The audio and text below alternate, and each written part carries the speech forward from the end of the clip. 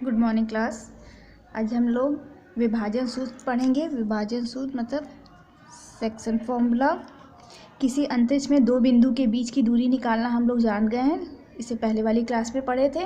अब हम लोग क्या करेंगे, अगर कोई दो बिंदु P और Q दिया हुआ है, ठीक है, अंतरिक्ष में है। अब ये किसी एक किसी तल में नहीं है, अब किसी अंतरिक्ष में है। एक्स वाई जेड कुछ भी मान लीजिए एक्स वाई और ये जेड, ये एक्स होता है, ये वाई होता है, ये जेड होता है, ठीक है। अब ये क्या है, आर आर क्या कर रहा है, पी क्यू बिंदु से जो पी क्यू बिंदु है उसको जोड़ने वाली जो रेखा है उसको m/n अनुपात में विभाजित कर रहा है। समझ रहे हैं? आर आर आर क्या कर रहा है, आर पी और पी क्यू बिंदु को m/n अनुपात में विभाजित कर रहा है।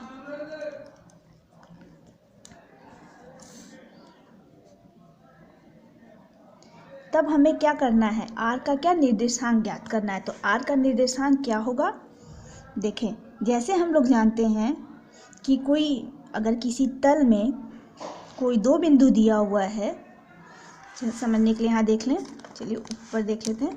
अगर कोई दो बिंदु दिया हुआ है, क्या, x1 y1 x2 y2, और इन दोनों बिंदु को बीच में जो बिंदु है x y वो किस में विभाजित कर रहा है, m n में। तो x क्या होता था, m into x2 plus n into x1 divide by m plus n। y भी सेम इसी तरीके से रहता था। तो यहाँ पे बस यही चीज़ है, बस एक और है, z भी ऐड हो गया है, x1 y1 z1। q क्या है, अगर मान लें x2 y2 z2। तो हमारा r अगर x y z है, डायग्राम में ही सब कुछ लिख दिया है। अगर r x y z है तो x की वैल्यू क्या होगी, x की वैल्यू होगी m into x2 plus n into x1। ये अनुपात में अतः विभाजित कर रहा है। अतः विभाजित कर रहा है मतलब समझ रहे हैं ना, अंदर की ओर, दोनों के बीच में विभाजन कर रहा है, इस पी क्यू के बाहर नहीं। बाहर का दूसरा हम बताएंगे, divide by m plus n। Y का क्या होगा, सेम इसी तरह m into y two, m into y two, n into y one, divide by m plus n। और z की वैल्यू क्या होगी, m into z2 plus n into z1 divide by m plus n।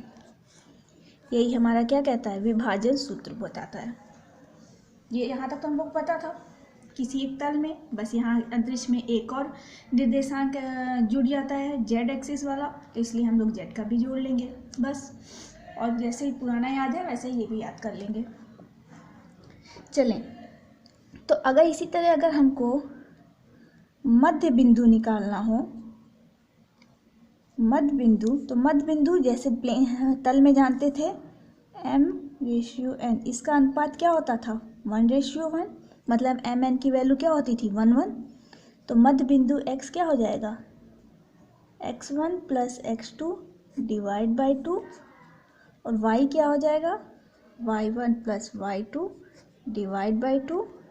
z क्या हो जाएगा, z1 plus z2 divide by 2। यहाँ तक समझ में आ गया होगा, पुराने से रिलेट कर रहा है इसलिए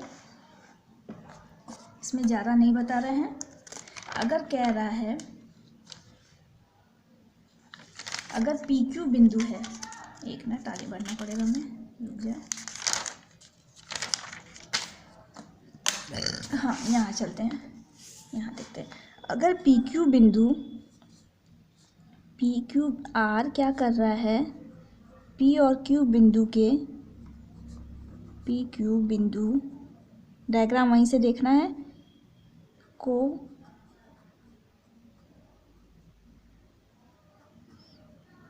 एक मिनट बाहर विभाजित कर रहा है,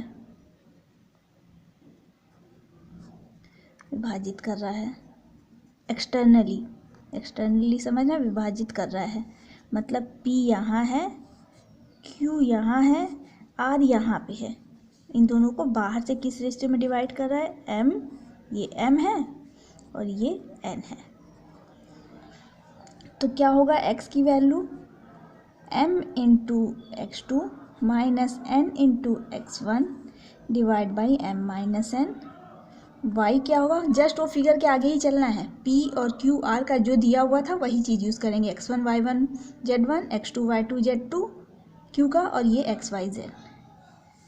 y का वैल्यू होगा m y2 minus n y1 divide by m minus n। z क्या होगा? m z2 minus n z1 divide by m minus n। ठीक है, ये कब होगा? जब वो ये जो r बिंदु है उसे बाहर की ओर से डिवाइड करे, इन दोनों के बीच में ना, बाहर विभाजन करे।